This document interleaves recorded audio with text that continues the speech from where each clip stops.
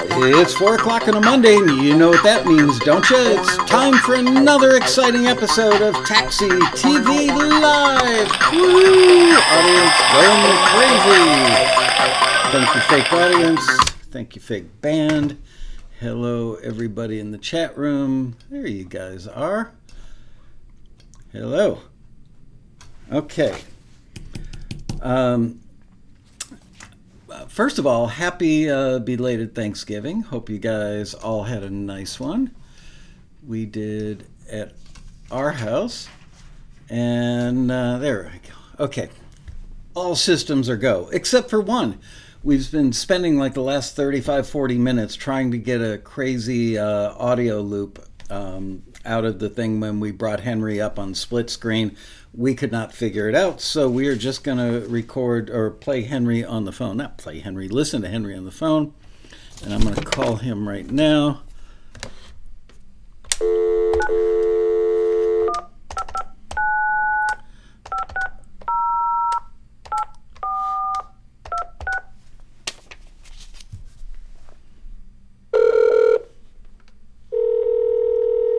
And while that's ringing,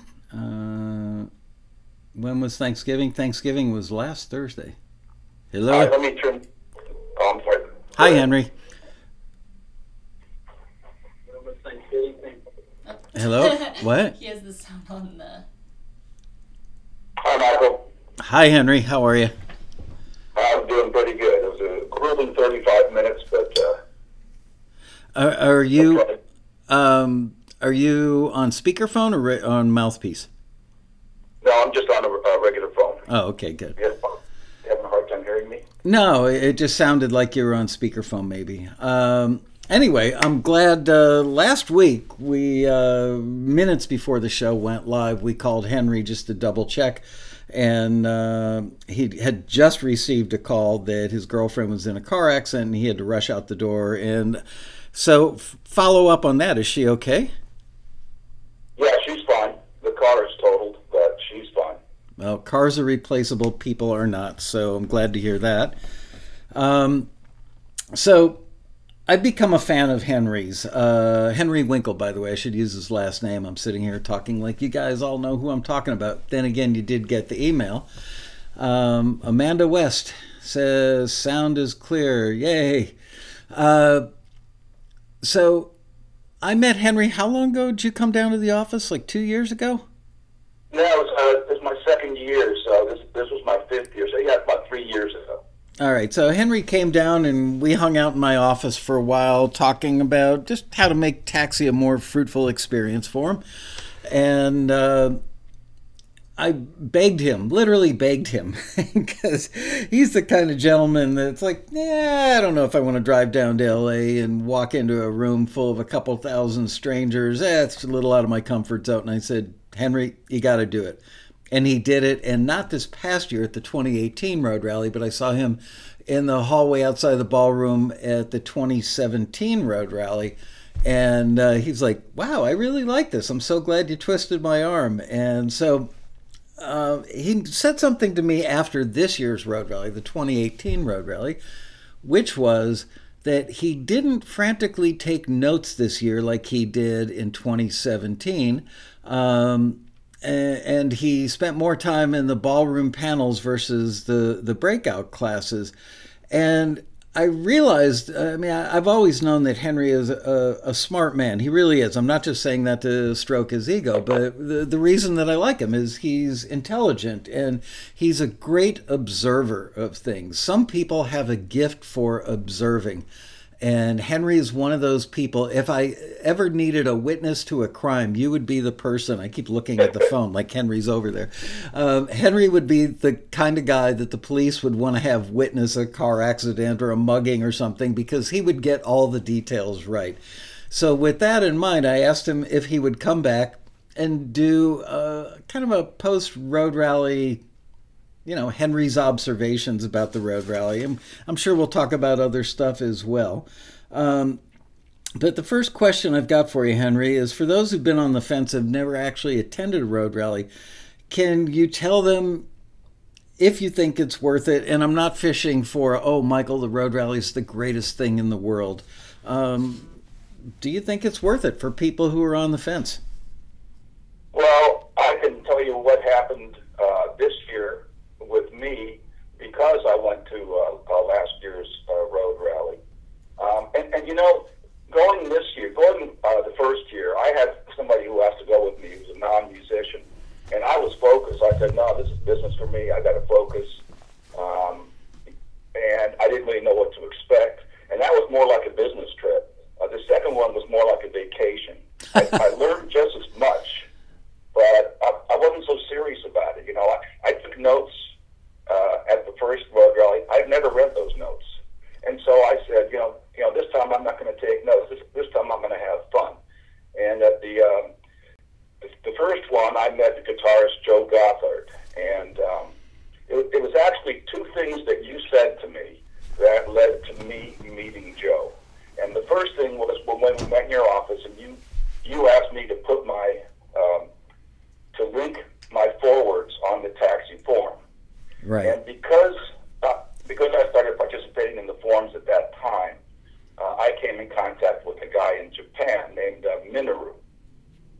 And then you told me last year, you got to go to the rally, it'll change your life. Well, if I hadn't met Minoru, I probably would not have met Joe Gothard, because there's just so many people.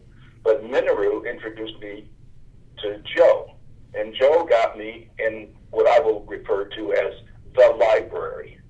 Okay. And that library this year, because I went to last year's rally, that library has signed 70 of my tracks, and that doesn't include alts. That's just like 70 actual submissions, and that never would have happened if I hadn't posted my stuff on the forward and met Minoru and met Joe, and if I hadn't gone to the rally. So I remember when I started with Taxi, I thought submitting my music was putting myself out there. but now I realize that's not the case.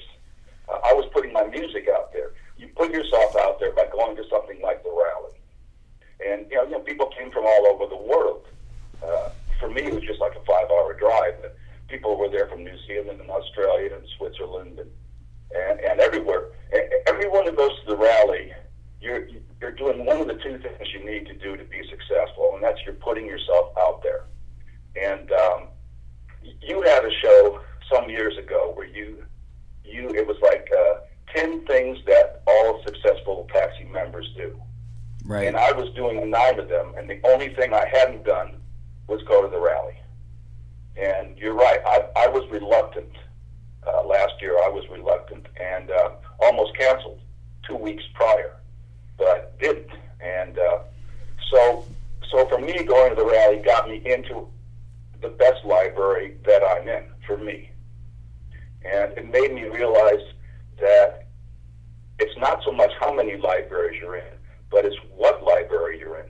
Absolutely. I couldn't agree more. Late last night, I was editing an interview I've done with Patty Boss, one of our members, that is a 2-part interview, half of which was in last month's Taxi Transmitter, our newsletter, and the second half is going to be coming out in, I don't know, 3 days, I think. And for some reason, that reminded me, oh man, I just lost my train of thought. What were we just talking about?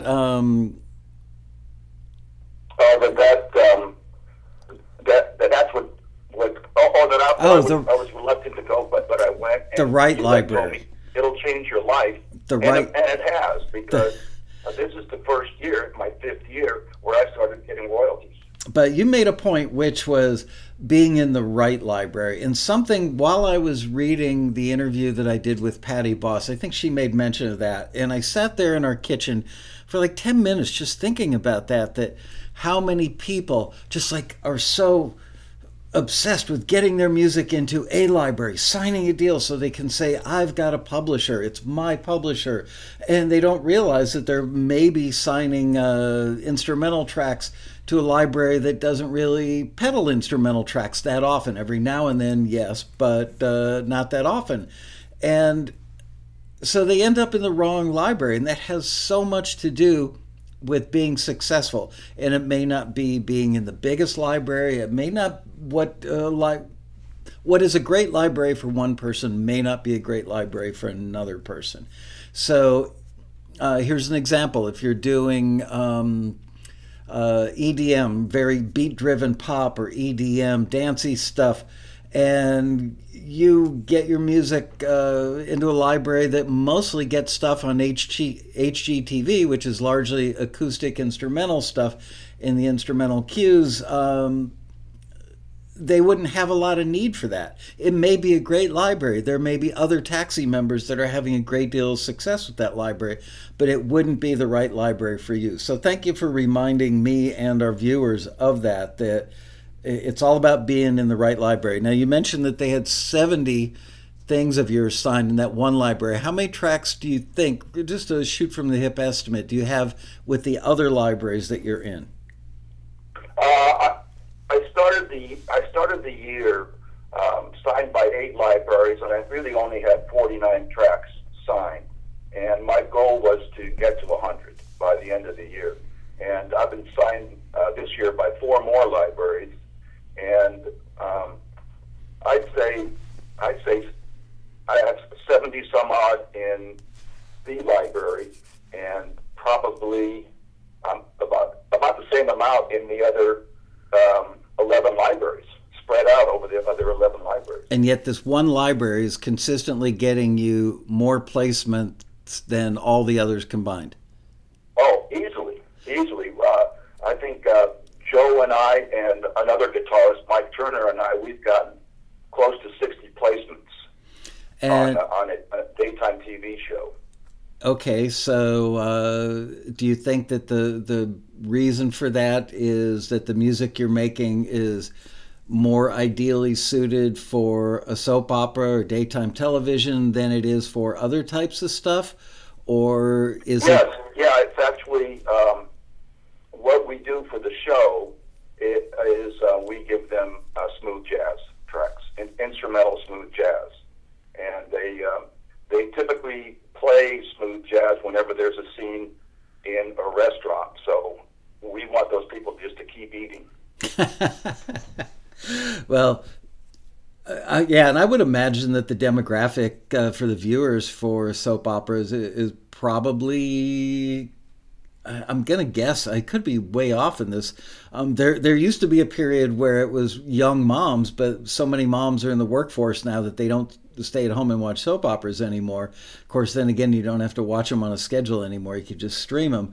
But I would imagine that a fair percentage of the viewers are female, and a fair percentage of those females skew a little bit on the older side. And by that, I don't mean necessarily retirement age, although that may comprise a certain amount of them. But smooth jazz would be appealing to that demographic. If it were a bunch of 19-year-olds watching the show, then they would want hip-hop and EDM, I'm guessing. Yeah, that's right. And I'd like to talk just for a second about alt versions, because when we submit a track, we submit a full version, and we also submit a bed, so there'll be no guitar. Sometimes and the third option is a no drums version. And the reason you want to do that is because they might play your full version on 3 or 4 different shows, and then the executive producer says, I've heard that track, I want something new. Then they might play the bed version, and a bed might even have a better chance of getting placed because there's no melody to interfere with dialogue. So the library actually has about more than 200 of our tracks that can be used on that show. That brings up an interesting question. The bed version versus a version that's got a melody. And you're absolutely right, surmising that a melody could get in the way of dialogue or voiceover, what have you.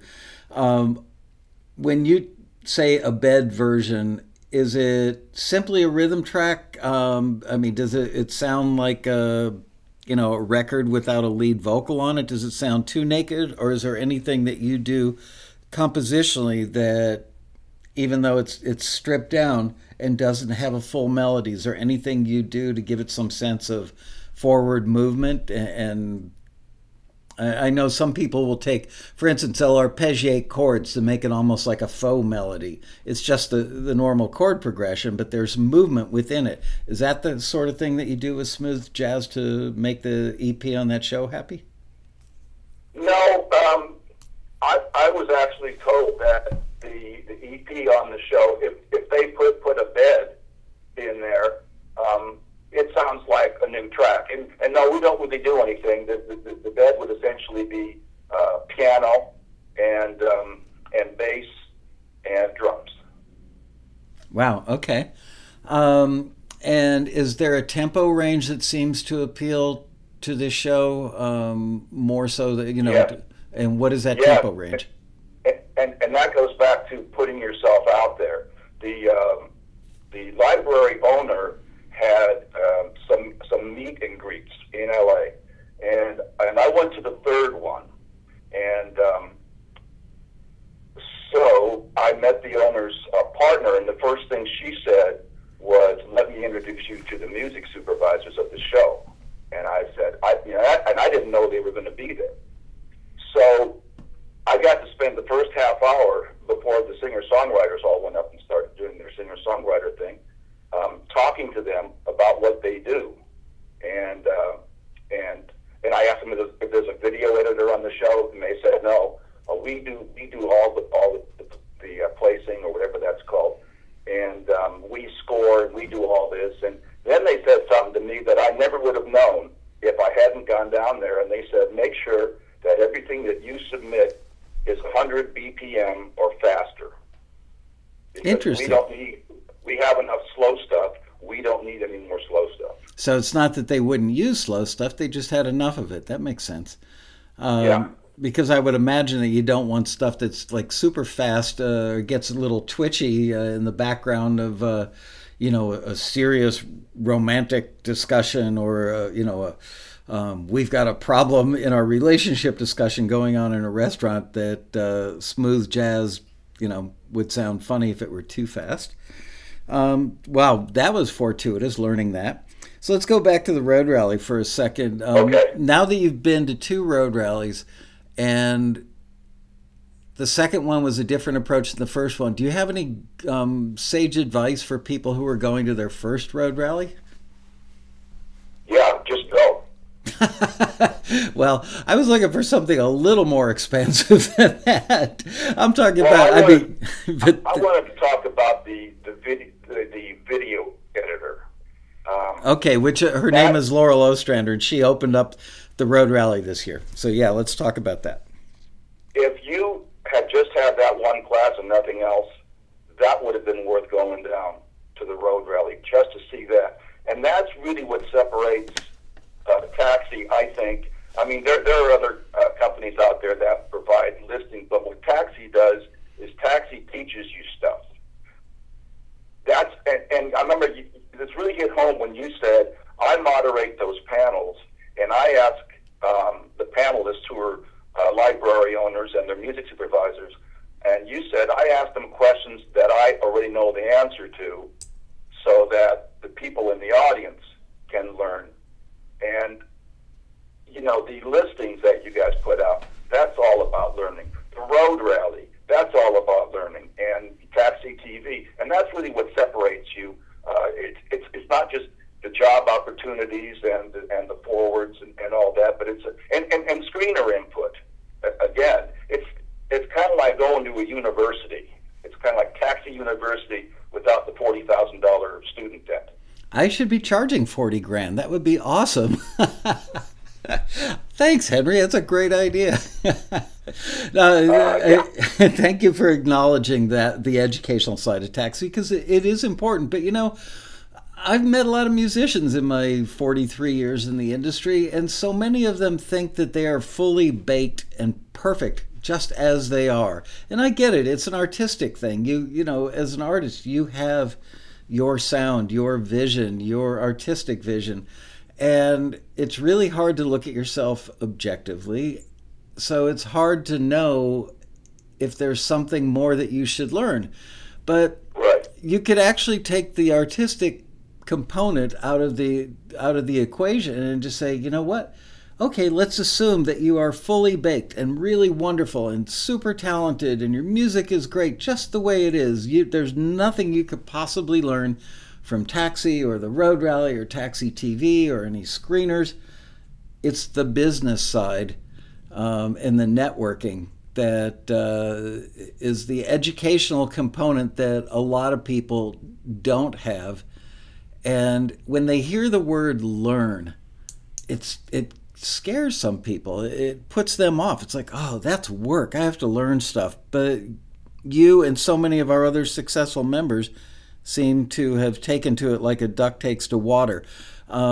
What is it that drives you, that gave you that impetus, that desire to learn more about the whole picture? Well, when I started my first year with Taxi, and you have told me that there are a number of people who quit after their first year. They're either frustrated by one thing or another, or they might think, oh, I'm getting so many returns, I'm not getting this, or I don't see my forwards getting anywhere. My first year with Taxi, I had 9 forwards and 49 returns. Now, those are quitting numbers, you know. But I knew I was doing something wrong, and I was determined to figure out what I was doing wrong. And I kept getting the screener input, you know, does not fit the listing, needs more dynamic development, needs this, needs this, needs this. And then you just get better. And you go on YouTube, everything's on YouTube. You want to learn how to make MIDI strings sound like real strings? Search for that on YouTube. You want to learn about mixing? Search for that on YouTube. I mean, the answers are all there. And you want to get to a point where you're not only comfortable with your arrangements, but you're comfortable with how your mixes sound. So my second year wasn't that much better. And I was 17 forwards and 38 returns, and I'm still struggling. That's not bad. I mean, that number is not that bad, Henry, just so you know. I wouldn't say they're quitting numbers.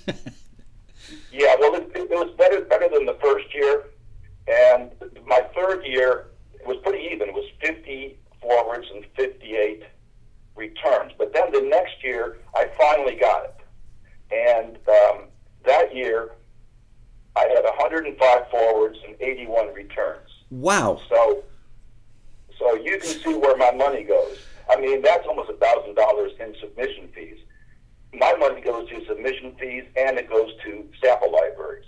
And this year and last year, I'm at about 80, and 50 as far as forwards to returns.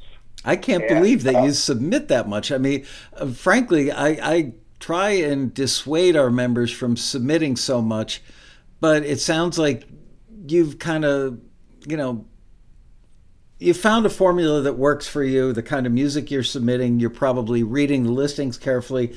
All those things are going into the stew that has given you a really good forward ratio. So I guess if you've got a really high forward ratio like that, you might as well take more swings. You know, the more often you come up to bat, the more swings you take, the more runs you're going to get because your batting average is really good. Well, actually, this year I started off thinking, well, I'm not going to submit to too many Taxi listings because I'm going to focus on smooth jazz for this library. But I mean, you had so many really great, I should say, perfect for me instrumental listings this year that I just couldn't stop myself. You know, and which brings up another point: is how many forwards does it take before you finally get signed by a library? It's a pretty intangible number, but I remember I think it was my second year, I talked to a Taxi member,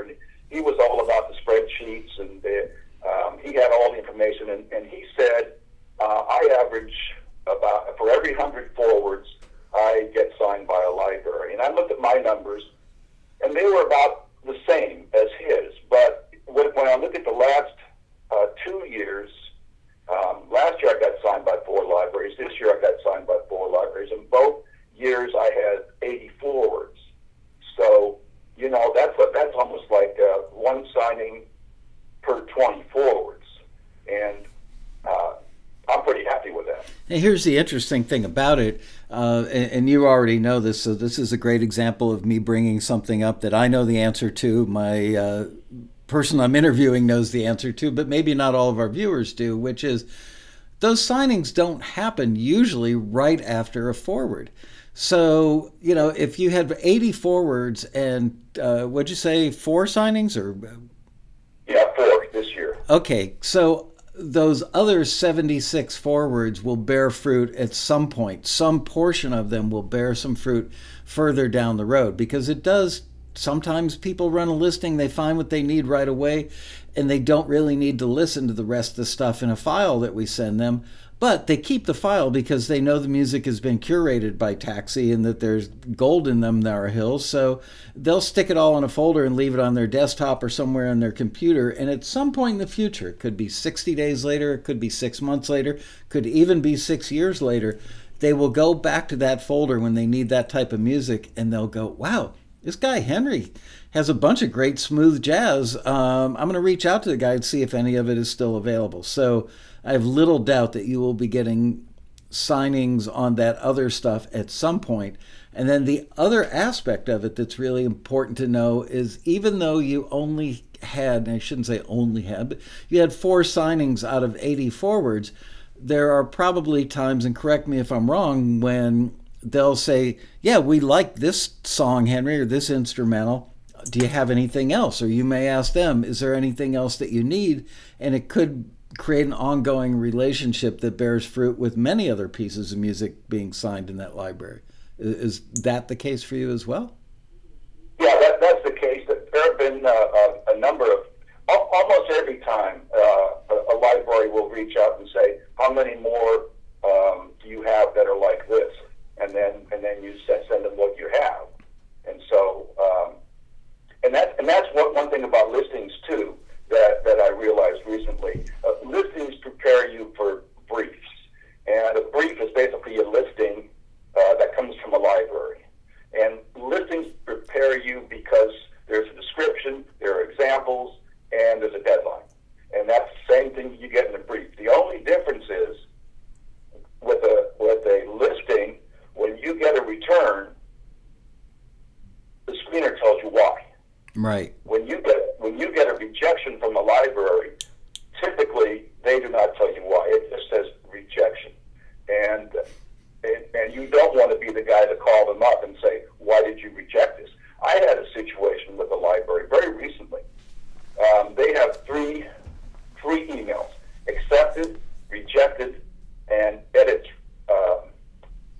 required. And if you get edits required, that's pretty good. And on the email, the guy even said, I like it, and can you slow it down? And I slowed it down, and it came back rejected. And he did say something. He said, I don't feel it fits the vibe of the TV show. So that kind of surprised me. But anything can happen, and you just have to deal with it. You don't want to be that person. I remember you had a library owner on, and he said, he was talking about some guy who was a fantastic musician, but the guy kept calling him and saying, have you placed any of my tracks yet? Have you placed any of my tracks? You don't want to be that guy. You don't want to be the guy that emails him and says, why did you reject this? I think it's perfect. It sounds exactly like your example tracks. You just want to go on and compose something else and hope they like that one. Absolutely. You couldn't be more right. It's all about making life easy. I talked about this, I think, at one of the Road Rally panels where I had a music supervisor and a music licensing agent on stage, Frank Palazzolo and Shannon Quisenberry, and I talked about making it frictionless, which was a phrase I believe that Bill Gates used. And yeah, that's what the industry moves at lightning speed. I've seen it, the speed at which things get done increase, twofold or threefold just in the last 2 or 3 years. So they want to work with musicians. The quality bar is a given. You've got to be over it. But you've also got to now, the other quality bar is the quality of the working relationship. Do they have to explain stuff over and over to you? Do they have to remind you to include tags on your stuff? Do you hit deadline dates for deliverables? Things like that. And if you do all that stuff well, they're going to keep going back to you because you make their life easy, right? Right. That's exactly right. And you know, about that video editor, you had her at the last rally, and I missed that class, and you were kind of disappointed at the turnout, if I remember correctly. That's true. We only had about... You made the determination, I'm going to bring her back, and I'm going to make her the only class available to take so that everybody could see. And really, that was something that you had to see. I can describe it, but if you were there and you saw it, you just went, wow, that's going to change the way that I submit music. Because, and a number of the music supervisors said the same thing, they don't listen to the track first. They look at the stereo wave. Right. And that is the first thing they do. And what they want to see is they want to see what you say in almost every listing. They want to see edit points. They want to see points where the sound goes away. And then what they do is they might listen to the beginning. They might then fast forward to the next edit point and see, can I begin here or can I end here? And then they'll go to the next edit point. And that's the way they listen. And then what they do also is they might start at the end of a track to see if it has a stinger ending. If it doesn't have a stinger ending, you're done. It's on to the next track. And a music supervisor said, I know in 5 seconds whether a track is going to work or not. So basically, you have to impress them with your ending and your first 5 seconds, or you're done. That's great. That's almost the entire book on how to create great music for television, is have a great first 5 seconds and a stinger ending that kicks butt, and you're 80% home right there. You could skip reading all the pages in the middle of the book. Just about. And the other thing I noticed about the video editor is when she was looking at the edit points as a starting point, she wanted to hear some kind of a hit because she was going to use that as kind of a change in the mood, or a change, and to signify a change in the mood of the scene. And I think what we saw, would you say it was about a 2-minute clip? Yeah. That she was working with?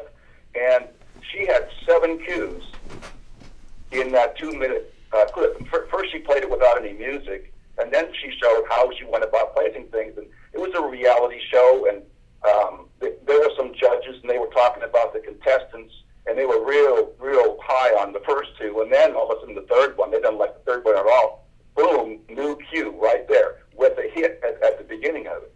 And so, you know, I'm hesitant to put edit points in there because it can make the track feel artificially choppy. But if it's going to make the life of a music supervisor or a video editor easier, and it's going to increase my chances of getting placed, I'll settle for choppy. Absolutely. Some people would say, "Oh, you're selling out and you're prostituting your art." You're not making music that's creative or comes from your musical soul. To which I say, you know what? By learning how to do all this stuff to make your music more usable by a video editor, a music supervisor in the context of a TV show, movie, or a trailer, you're also developing your chops. You're getting to work faster with your workstation. You're learning about EQ curves. You're learning about setting up templates with the right kinds of instrument sounds for the right kind of music. All those things come into play so that when you do work on music that is more artistic and more likely to feed your musical soul, you've now got a better arsenal and a better toolbox to accomplish that goal. So, it can earn you income, and it can also create better music for the artist side of you. Let's go back to the road rally for a second. People often ask me, should I go to the panels in the ballroom or should I go to the classes? And frankly, I don't have a good answer because I'm always in the ballroom moderating the panels. So I don't really I never get to the classes, frankly. 22 years of doing road rallies, I think I've seen maybe 3 classes in all those other years where somebody else was moderating in the ballroom at the time, and I was able to go upstairs and take in a class. And I'm partial to the panels in the ballroom because I'm the person that comes up with the concepts for the panels. I'm the person that develops the relationships with the panelists, reaches out to them. I write the questions, so I can't look at it objectively. And you won't hurt my feelings, but I really want to know the answer. As somebody who's been to 2 road rallies now, and I think you took a different approach at each of them, did you find that classes were better than the ballroom panels, or vice versa, or should they mix it up? This year, I thought the panels were so good that I spent most of the time in the ballroom. Oh. And I think I only took 2 classes. And one was, it's a marathon, not a sprint. And I didn't think that was going to be that interesting, but my buddy Joe was there, and I thought, well, I'll just hang out with Joe. He seems to know what he's doing. And it was a great class. That guy, the teacher, he covered a lot of interesting topics, and we got to talk to him afterwards in the bar area. And that's the other thing about the rally and why people should go. There were 5 library owners there who had signed my music, and 3 of them I'd never met, and I wanted to meet. So I emailed them first before the rally. Smart. And then I made it a point to meet them, and I did get to meet them, and then you want to ask them about what they do and stuff. And so I remember talking to one, and you have mentioned this on the show, and I asked him, well, how many people do you have in your library? And he said about 400.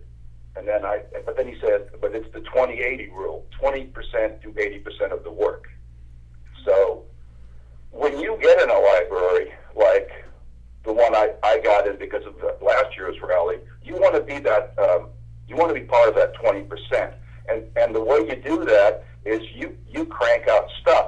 I work with 2 guitarists because I can crank out twice as much stuff than if I were working with 1 guitarist. And the other reason it's good to have more than 1 person is the library owner said, we need Christmas songs and instrumental ASAP.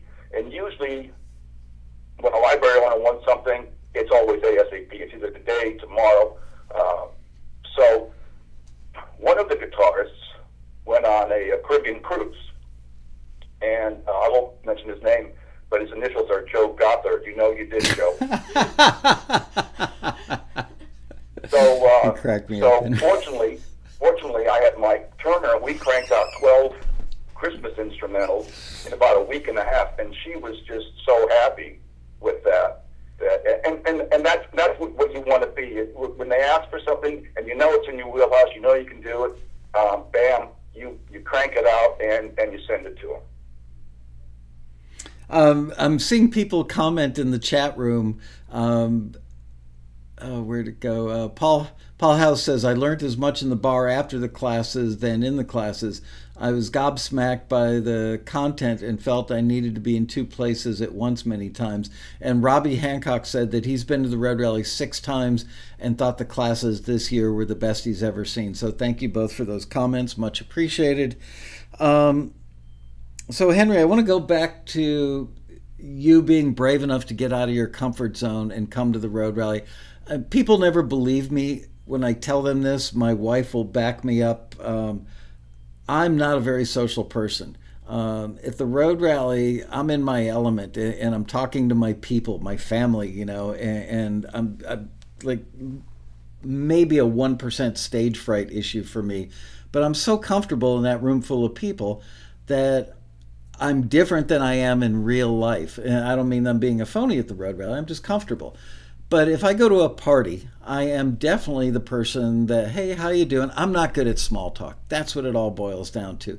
I have no patience for small talk, and I don't follow baseball. So even though I use baseball analogies frequently in the show, I can't talk about last night's game. So I find myself, probably having 2 sips of a drink and standing off to the side somewhere being a wallflower. My wife, on the other hand, is very sociable. And so she'll ditch me and go hang out with everybody else, have a great... We have 2 different experiences at the same party. So I really understood you when you said, I'm just not dying to go into a massive convention with a couple thousand people. But man, oh man, it sounds like maybe it's comfortable for you like it's comfortable for me because you're amongst your own people, your tribe. Does that make sense? Well, just knowing one person at the rally this year, who's Joe, and then Joe introduced me to another guitarist, Dwayne, and I see he's in the chat, and introduced me to like 3 or 4 other people. But just having one person who's become a really good friend changed the whole experience for me. I totally get it. See, I feel like I've got a couple thousand good friends there. It's amazing to me how many people that are quote unquote customers have become friends of mine over the years. And sometimes I feel, I can't explain it, but I feel very attached to our members, and I'm very proud to have them in this large extended family. There are times on weekends I want to call people, call members, and I'm reluctant because they would then have my cell number and my home phone number instead of the office number. It's a little frustrating. This weekend was one of those weekends. I actually took three days off. I took off Thursday, Friday, and Saturday. Didn't even pull the laptop out until Sunday. And there were times where I had questions for members and almost picked up the phone to call them, and then thought, nah, not going to do it. Anyway, I think you answered this already. I had a question. Have you found it easy or difficult to meet industry people? Do you feel capable on your own now without Joe introducing you to somebody? Are you comfortable enough in the rally environment that if you see a panelist who was on a panel a half an hour ago in the ballroom and they've moseyed up to the bar to grab a beer, do you now feel comfortable enough in that environment to walk up and say, hey, I just saw you in the panel and thought your comment XYZ was really great? Or do you still feel like you need to be part of a duo or a trio to do that? No, yeah. I used to be a reporter, so I have no problem walking up to people and asking them questions. And I made it a point with 2 of the library owners who I had not met, but I had contacted by email, to approach them and then ask them questions about them, not talk about me and what a great musician I think I am, because they're the ones who are successful. I'm the one who's aspiring to be successful, so I want to know about them. Like I wanted to know about the music supervisors when I went to the meet and greet. I wanted to know about the library owners, and I got to meet one of the library owners' wife, and I knew that she was a pianist. I'm a pianist, so we got to talk about piano. And I think you can't put a price on meeting somebody face to face, because now when I send them my music, they know it's from me. That's not going to mean that they're going to accept it unconditionally. No. But at least now there's a face behind the music, and I think that's something that with Facebook and all the online stuff. I think we're seeing less and less of that face-to-face interaction. Absolutely. Do you find that? Do like-minded people find each other? Are there, I don't want to call them cliques because that word doesn't have the right kind of connotation. But in my experience, birds of feather flock together. That's probably the most eloquent way to say it. And sometimes I'll stand on the perimeter of the bar at 8 o'clock at night at the rally and just kind of watch what's going on in there. And when I see the little subgroups of members hanging out, sometimes I sit there and chuckle to myself in a good way, going, it makes perfect sense that those three people would be hanging out together because they have similar personalities, a similar vibe. Do you find that members, subsets of the tribe find each other pretty comfortably? I don't know. I would say Joe and I are pretty opposite, except for the fact that we're both musicians and we both do have a sense of humor. But he's much more laid back. He hunts, he fishes, he does all that stuff. He acts. He's got a wife. He's got kids. He's got grandkids. So he's got a lot of things to do. Unlike me, who has no life.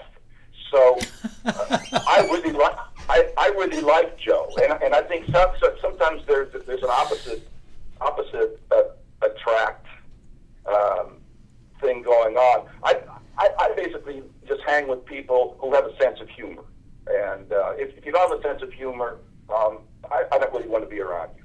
I'm amazed when I see people at the rally that are up at the edge of the stage after every panel with a CD in their hand. There's one gentleman, he's a very nice guy. I like him a lot. I see him every year at the rally, and I'd be disappointed if I didn't see him at the rally.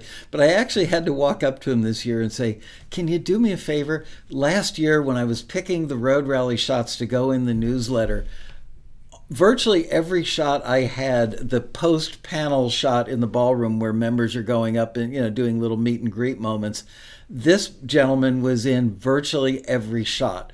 And he chuckled. He said, I know. So he literally would hang back and let the photographer get a bunch of shots, and then he would come in for the kill.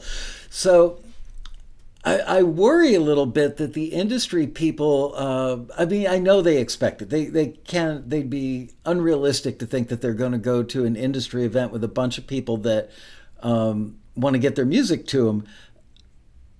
But wow, I'm surprised how gracious and how accepting they are of people coming up to them all the time. You would think that after about the third or fourth person, they'd be like, I've had enough of this. I'm out of here. They'd either go up to their room if they're staying at the hotel or just get in their car and drive away. But they hang out. And you know what? They all, to the person, tell me the same thing, which is your members are the nicest people at any event that I've ever met, and that I really enjoy meeting them. And they also frequently comment. Rob Shirelli and Michael Lloyd are both, very, very long time friends of mine. Both of those guys, every single year, either at the end of the road rally or the day after, will tell me that they're just astonished at how good the quality has gotten better from year to year to year to year. And there's a simple reason for that, I think, and that's because half of the people at the rally are repeat customers, repeat offenders, if you will, and they're learning and moving forward all the time, and their music gets pulled out of a box or off a playlist, and therefore the quality just keeps going up. Oh, you know what, Henry? This just reminded me of something. This was actually the thing that made me reach out to you to do this show. You sent me an email after the road rally this year, and you said that you made a really profound observation and you had a question, and I'm going to answer it for you right now. Your observation was that the music that was played on the instrumental panel was surprisingly subpar, and you didn't think it was horrible or anything, but by comparison to the songs played on the Songs for Film and TV Only panel, I completely agree with you, and I actually made a comment to a couple of staff members, possibly my wife, that I was a little astonished by the fact that I thought the instrumental music would be just off the charts wonderful. Instead, it was competent. It was B+, maybe A-, every now and then maybe an A. But there wasn't a lot of stuff in there that blew me away. And yet the songs, there was a lot of stuff that blew me away. And the panelists were raising their hands saying, I'll take a copy of this, I'll take a copy of that. So I figured out what the reason was. And that is as I've said so many times on Taxi TV and in our newsletter and elsewhere, so many of our members have gotten so good that they almost don't need Taxi anymore to make submissions. They're already directly connected to library owners that they've met through Taxi. They get briefs sent to them from these library owners, and they didn't bother to submit their music for that instrumental panel because the requirement was that the music had to be available, because we didn't want the panelists raising their hands and saying, yeah, I'll take a copy of that. Oh, I'm sorry, you can't. It's already signed to another library. So my feeling is, and I'm about 90% sure that I'm right about this, that the members who are really good have all their music taken already. It's already signed to somebody, so they didn't bother submitting for that panel. So we got kind of the second tier up-and-comers, the people that have figured out, maybe how to make a cue, how to produce a cue, how to arrange a cue. It's not like verse, chorus, bridge, chorus, and out like a song would be. So they know the rules of the game, and they're getting pretty darn close. They're like B plus or A minus close, but they're not at the A or A plus level yet. So does that explanation make sense? Yeah, it does make sense. And I thought, because I went to the song panel, and why would I go to a song panel? Because I know I'm going to learn something, and that's where I learned what that music supervisor said. I know within 5 seconds whether something is a no, and the songs just blew me away for the most part. And you're right, they were saying, I want that. They had library owners arguing about arguing. Yeah, they give it to me. No, I want it. I'll give it to him. Oh, nothing makes. But you didn't get that at the instrumental one. And there was actually one guy, and I'm going to call him out right now. Okay. Because you were only supposed to submit 1 track, and he submitted 2. And his name is Dwayne. And you did this, Dwayne. You submitted 2 tracks. And I thought that's very clever. What he actually did, and from now on I'm going to call him by his rapper name, 2-Track Dwayne. It was probably one of the best. It was one of the better tracks that were played. But the first half of it was ambient, and the second half of it was more like action hybrid. And the judges told him, "You've got 2 tracks there." I remember that well. Yeah. So next year, I think I'm going to take 16 tracks, condense them down to 20 seconds each, put them all together, and for $5, I'm going to get 16 tracks. That's so funny. I'm guessing Dwayne is a friend of yours. Or maybe. Yeah, I just met Dwayne at the rally. And, I mean, Dwayne used to be a friend of yours. used to be a friend of mine. We were planning to collaborate this week, but old 2-Track will never want to talk to me again, probably. I sent the staff and I are all on a chat group together on WhatsApp, and I was at where the heck was I? I got to open up my WhatsApp here, which is very rude that I'm playing with my phone on the show, but it's got a purpose. I've got a rapper name that. Oh, here it is. My new rapper name is Puff Dog. I was at Trader Joe's with my wife, I think, Wednesday night, and I saw these Puff Dog things, which I'm guessing are, some kind of phyllo dough wrapped around a little miniature hot dog or something. And I thought, this is perfect, because I'm every bit as talented as Puff Daddy and Snoop Dogg. So I'm Puff Dog. That's my rapper name. Least likely, I was voted in high school least likely to ever rap, so just so you know. Okay. Okay. I submitted to Bria because there were 4 things that I heard that in that instrumental thing where people made a mistake, and I have made the same mistake at one point, and so I submitted 4 tracks to Bria. If you want to do this, and some of them are 30 seconds, some of them are 40 seconds that have these same mistakes, and I thought it'd be fun to have the chat room try to guess what the mistake mistakes are in each one of those tracks, if you want to do that. Explain that again. You gave 4 tracks to... Oh, okay. So the stuff that Bria's got to play, you want us to identify the mistakes in your tracks? Yeah, because they were the same mistakes that the instrumentalists at the panel made. Okay. Sure. Let's play a round of Find Henry's Mistakes. This is going to be fun. What's the first title you got ready to go, Bria? I have the example 1 is Reverie. Okay. Let's have a listen. And everybody tune in at home so you can find Henry's mistakes.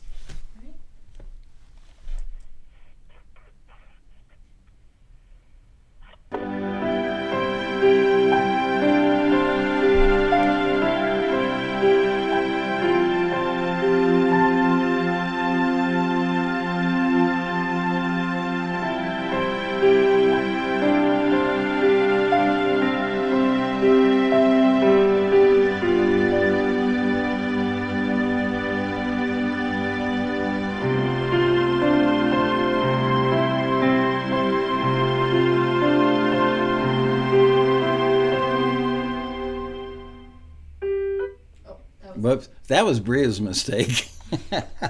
See that bus going by? I'm about to throw her under it. Boom, boom, boom, boom. 2 sets of wheels.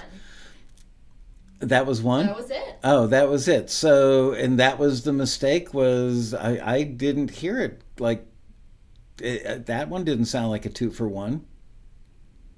No. It was another mistake that I made. Oh, I was looking for the 2 for 1. Okay. What was the mistake in that one? Did anyone? I'm gonna see if anybody. Two people in the chat room got it. 3 people, 4 people. The strings weren't articulated at all. Right. It was just holding a chord and just letting it rip. Right. Right. If you're going to put strings in a track and you're unfamiliar with volume automation or expression automation, go on YouTube and do a search for how to make MIDI strings sound like real strings, and you'll learn something. And people ask me, well, what's the difference between volume automation and expression automation anyway? Volume automation automates the volume fader on your track.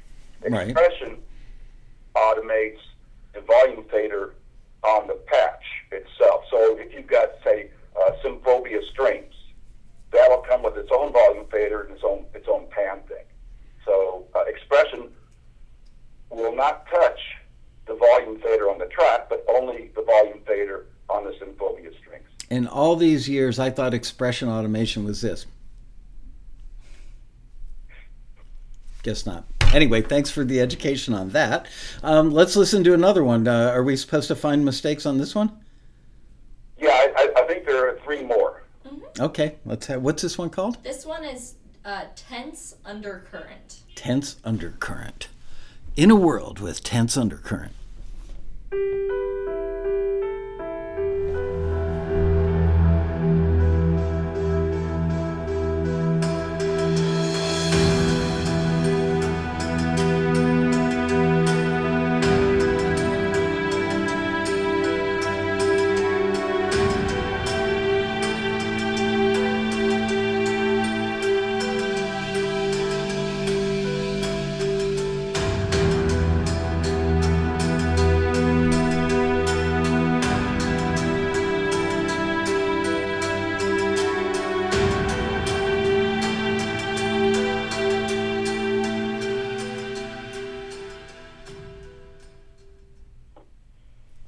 All right, let's see if anybody got it.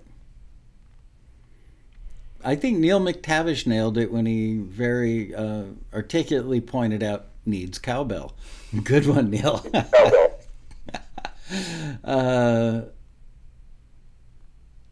Mojo Bone says, wish I hadn't sold my fiddle. Well, we'll have to take a vote on that, Mojo. Gloria says, bass reverb sounded too heavy. No stinger.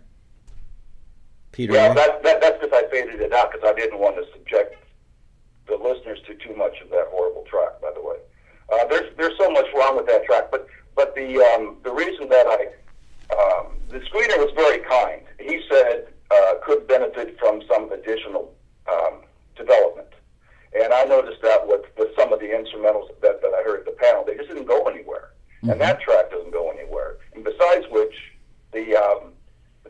piano, when I'm playing on the piano, is weak and it's boring. The drums are weak and boring. There's so much wrong with that track that it makes me. The best thing I can say about that track is that it eventually ends.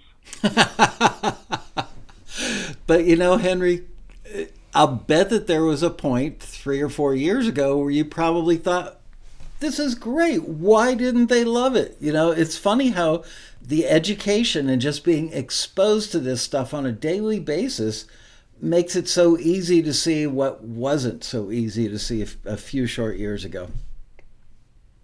Yeah, well, I did think it was a great track because I submitted it. And guess what?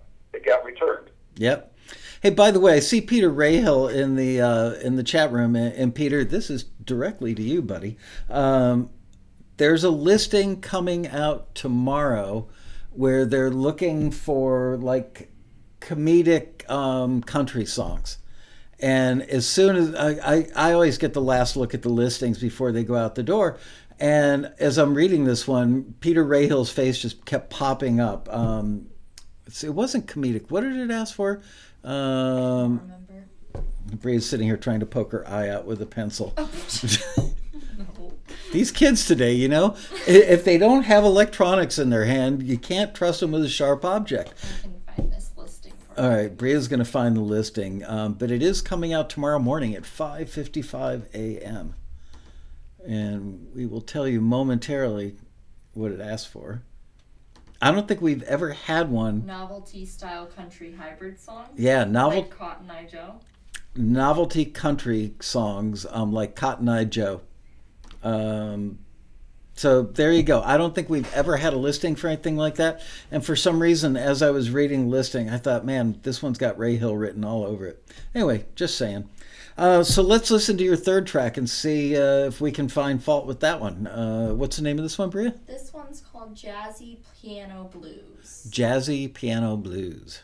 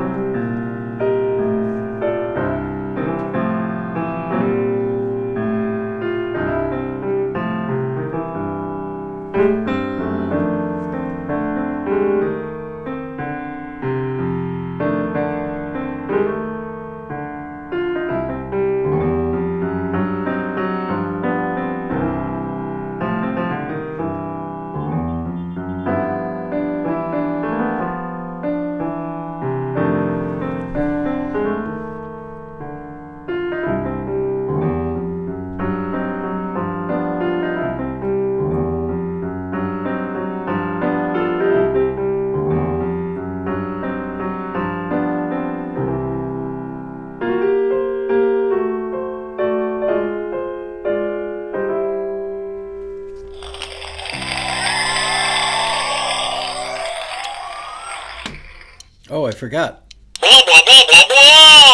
I have a new toy. Okay, I'm going to see. So audience members were saying sounds like two different cues.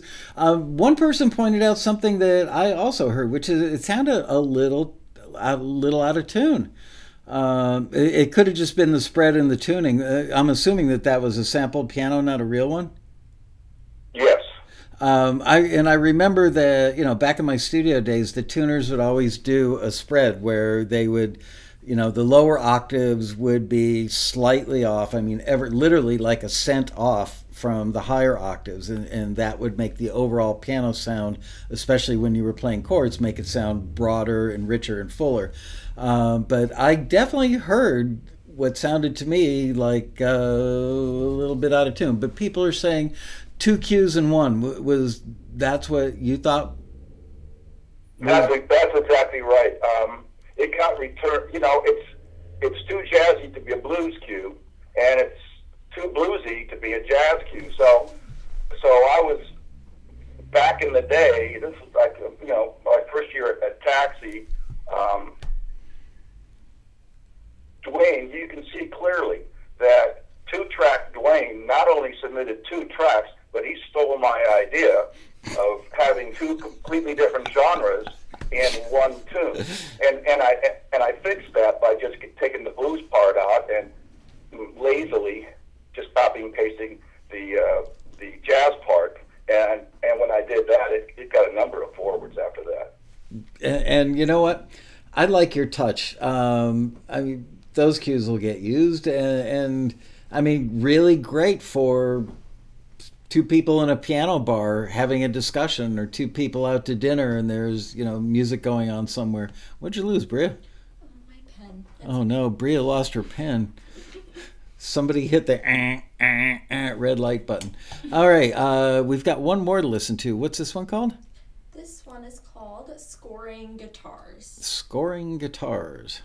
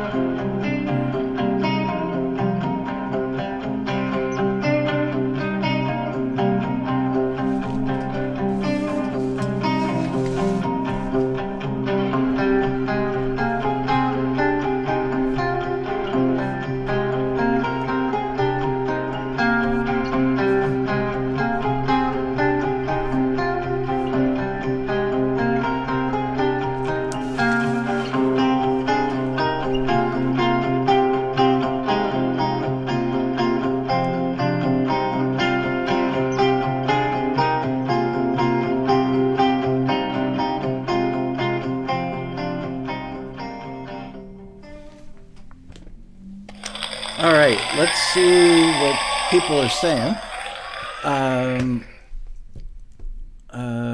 Could use some percussion. I want to hear it build a bit. Lots of mids.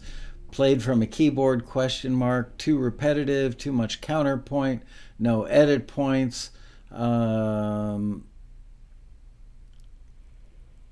Let's see, needs building, variety, no edit points, nice sounds, mixed well, title fits the track, needs to change more, guitar fight, music needs to breathe, we don't take in 16th notes, we pause to breathe, or we don't talk in 16th notes. I do. Put me in a room full of people with a microphone in my hand, and I will.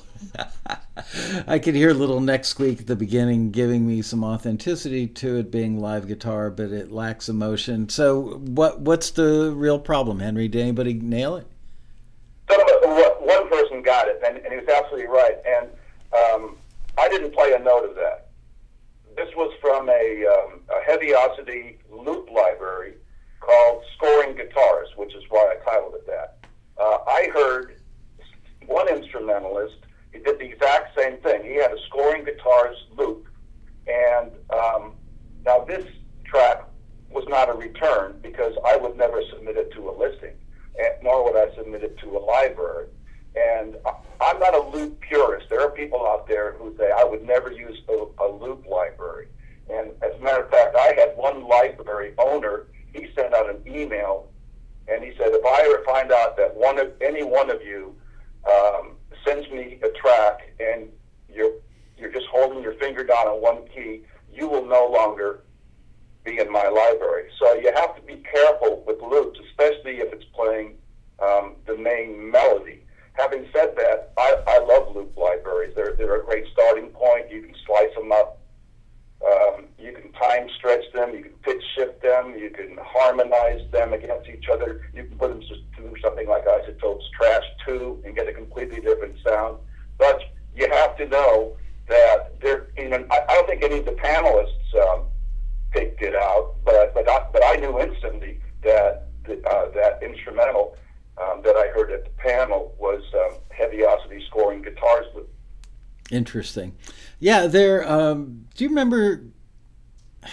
Not last year. I think at the 2016 Road Rally, there was a piece of music played on one of the listening panels in the Grand Ballroom, and it came from a kid. I mean, the kid was probably like 11 years old or something, and it was brilliant, and it was almost all done with loops, but it didn't matter because you could tell this kid was accomplishing what he did at 11 years old.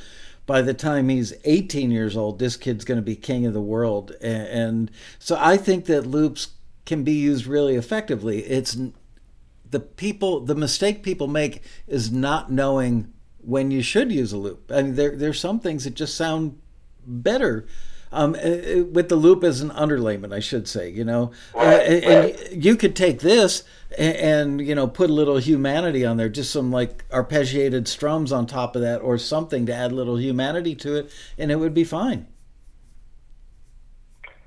Yeah, I mainly did that one just for fun, just to see if I could take these loops and play them off against each other. Right. And for anybody right now who's looking for sample libraries, they're all on sale. Just about every sample library company is having, today it's, I think, Cyber Monday, but all through last week it was Black Friday, and I've seen deals from 30% to 94% off on libraries. So if you don't know the names of library companies, learn them and get on their mailing list. And so you'll know when they have a sale, you'll know when they have a new product. There are a couple, like VST Buzz, Loop Masters, Audio Plugin Deals, and Plugin Boutique. And they are all about the deals. For instance, I remember I saw a Heaviosity library, and it was 80% off on, I think it was Audio Plugin Deals. And I went to the Heaviosity site, and it was full price on their site. Wow. So if you get VST Buzz, Loop Masters, Audio Plugin Deals, and Plugin Boutique, they will constantly send you emails, once a week probably. This is on sale 90% off, 80% off.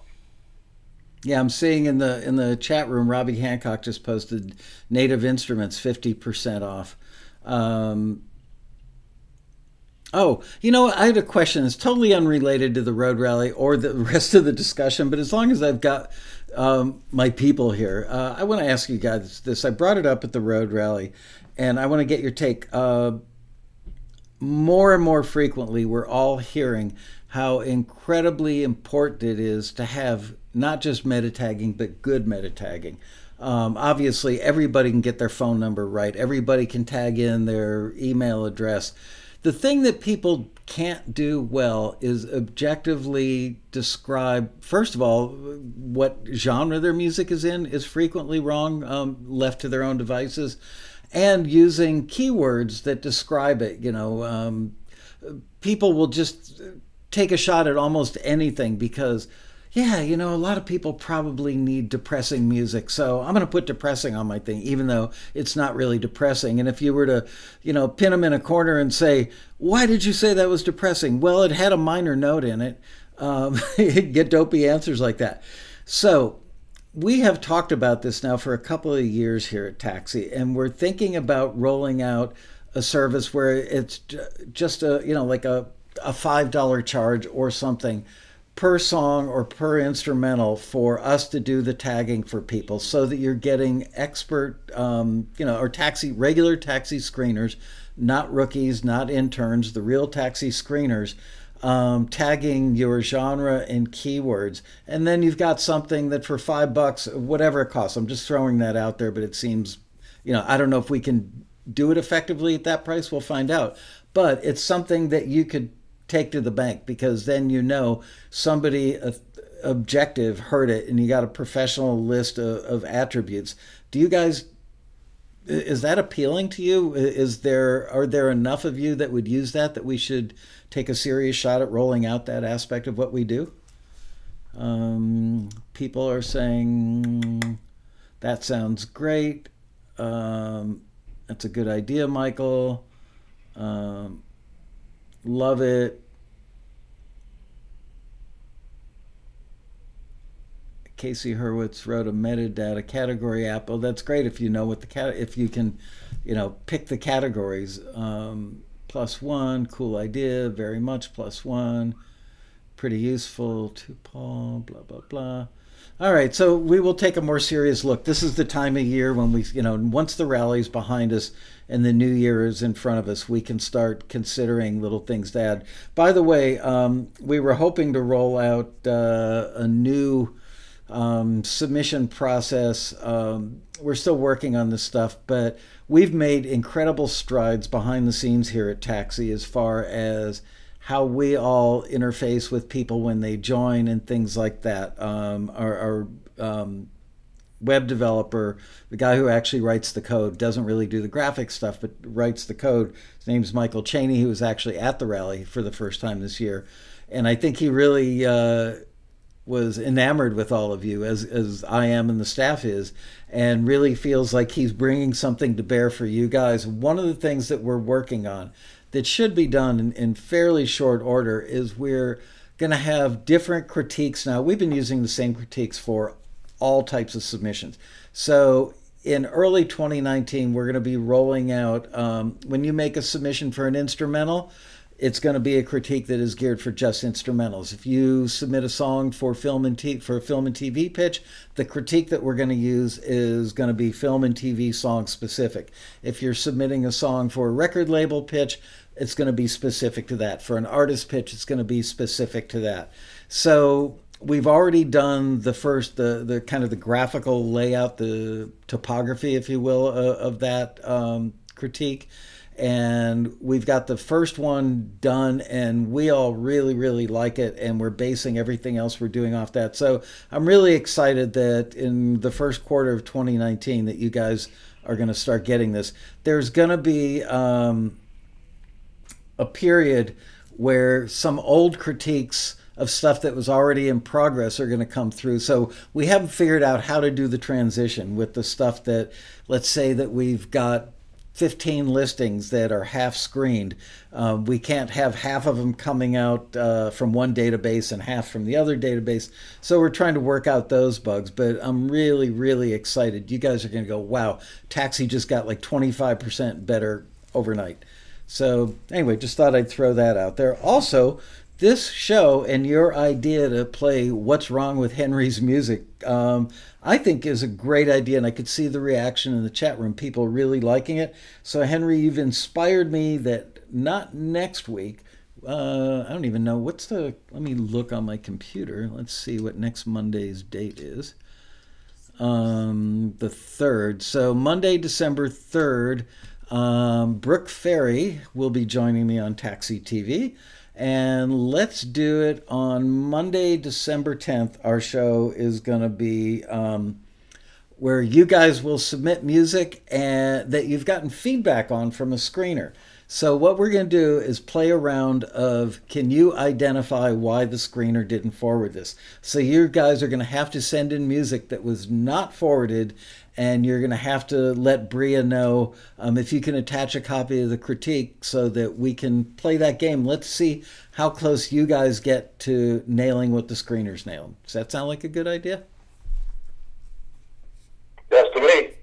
All right. I'm glad you said that, because everybody in the chat room is 20 seconds behind. So I'm sitting here staring at that thing. All right. Charles Wilson says, that should be fun. Amanda, no, not for next week. Next week is taxi screener Brooke Ferry. And I've also got some exciting news to tell you next week.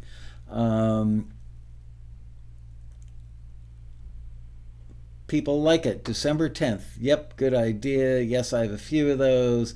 Sounds like a good idea. Sounds like Monday, Tom. All right, so yeah, that is what we're going to do. All right, we've got 10 minutes left. I don't have any more questions left for Henry. So if you guys have any, let's use those 10 minutes fruitfully. I'd like to say just one more thing about sample libraries. Sure. And that's beware of free libraries. Like Heaviosity will periodically have a free library. It's not the whole library. It's part of one of their libraries that they sell.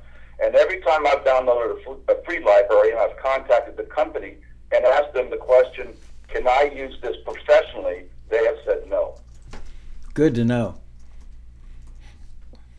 Something, while people are coming up with questions, something I've noticed on our episodes, when you use music on an episode, when we use your music on an episode, anybody's music on an episode of Taxi TV, if it's published, we get a little email from YouTube saying, you're not in any trouble. We're not going to, hunt you down or kill your account or anything, but we want to let you know that you used a piece of music that is in fact published and somebody's made a copyright claim against it.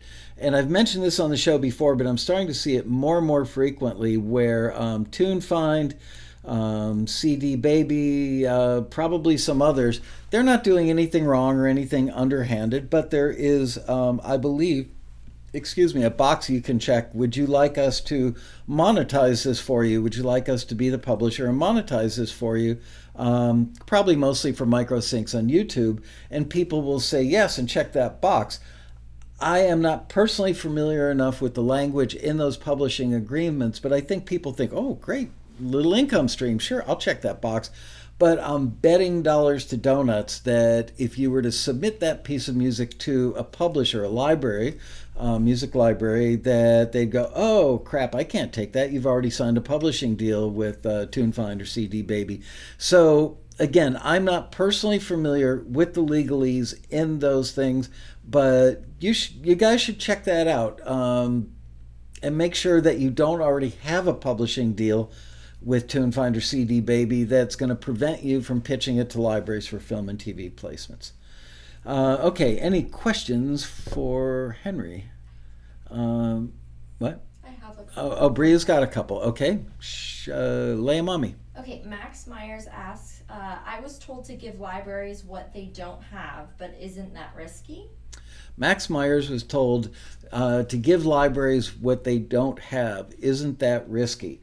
Man, there's so many ways to look at that, Max. Number one, it'd be great to give them something they don't have if you know what they don't have but they need. And that's the hard part. So, I mean, one of the things we do at Taxi is proactively reach out to libraries and say, what are you looking for? We also have a list of genres that we send out to libraries and say, is there anything on this list that you need? And it's amazing how often that jogs their memory and they go, oh yeah, you know what? I keep getting requests for like Western swing and I never have any. So yeah, I could use that. So yes, you could make the argument that they do need that stuff, but you may also find that those genres, they don't have those genres because they don't need them very often. So you may get a library deal, but you may not get many or any placements because it's kind of an odd duck thing that doesn't get requested a lot. So there's my thinking on that. And another question, Bria? Marion Laird asks, Henry, what are your favorite sample libraries? Marion Laird wants to know, Henry, what are your favorite sample libraries? My two absolute favorite libraries are Dune 2 by Synapse Audio and Trailer Expressions by, I think it's Sample Logic. You can use them in tension cues. You can use them in epic orchestral. Dune 2 is mainly an analog synth library, and I use the pianos when I submit smooth jazz tracks to the library. I use the electric piano that they have, but both of them are so versatile. Those are probably my two favorite, and I use them in almost everything. I don't really use the heaviosity libraries anymore. I tend not to use libraries that I purchased 3 years ago. But right now, Joe and I are working on some track tension, and I am going back to a library that I purchased 3 or 4 years ago. It's called Rev, R-E-V, and it's a library of reverses, essentially. And I noticed that the library's example tracks all had reverses. So, but I would say check out Doom 2, check out Trailer Expressions, and that's not with an E. Expression, it starts with the letter X. And check out the sounds because they're really good. And when you're checking out Doom 2, make sure you watch a video by a guy named Kevin Schroeder, and it's spelled like the Peanuts character. And he has a video on sounds that he programmed specifically for Doom 2. It's an expansion pack. And watching that video made me buy Doom 2. Are you saying Dune, D-U-N-E, number 2? Yeah, D-U-N-E, and then the number 2. Okay, Dune 2. All right, I see a question from Brad Brigland. Hi, Brad. Never met you before. Nice to meet you. See you in the chat room. I had a song forwarded, and the person wanted a 30-second edit of the track. I have looked it up and not 100% sure what that means. A compressed version of the song or edit the song in 30-second increments? Yeah, they don't want you to compress it. They want a 30-second, and really what they want is a 29.5-second version. The reason they want that is that they probably think that it's something that would work well in TV commercials. So what you want to give them is something that, as Henry pointed out earlier in the show, let's say it starts out with a boom drum turn to bring it in, kind of get your attention, and then ends probably somewhere in the neighborhood of 27 or 28 seconds in, and with the ring out, it is totally gone by 29 and a half. That way they could use it on a TV commercial. Yeah, and you know, Michael, different libraries want different versions. There's a library in Britain, and they want a 30-second, a 60-second, they want a bed, they want full version, and they want a stinger ending. And then there's another library in Canada, and they want all the tracks to be the same length, exactly the same length. And so they want a full version, they want a bed, they want a drums and bass version, a no drums version, and a reduced version. So every library is a little bit different. Some libraries just want the full version, the 30-second version. Some libraries just want the full version. You know, it sounds daunting for the uninitiated, for people who are early in their success arc. They hear this lingo and these requirements, and gee, it just sounds so daunting. Oh my goodness, I'm just having a hard time creating a piece of music that gets past the taxi screeners and will get a phone call or an email from a music library owner, let alone getting something actually placed in a TV show. And now I've got to think about a 5 and a 10 and a 15 and a 30 and a 60 and a 90. Oh my goodness. How daunting is it to learn how to do that stuff? Or not daunting? Well, when I got into the library that wanted the 30 and the 60, I started composing that way. So rather than trying to figure out, well, where's a good 30 seconds with an actual ending, where's a good 60 seconds with an actual ending, I would do a 30-second version, and then I would do another 30-second version. So now I've got a 30-second and a 60-second. The full version, obviously, that's pretty easy. The bed, you just take out the melody and the stinger endings. Make sure you have a stinger ending. Great advice. All right, time for one more question. Bria's got one, okay? Paul Howes asks, Henry, can you say when you felt you made the most progress as a taxi member? Was there one thing that set you running other than the rally? All right, so...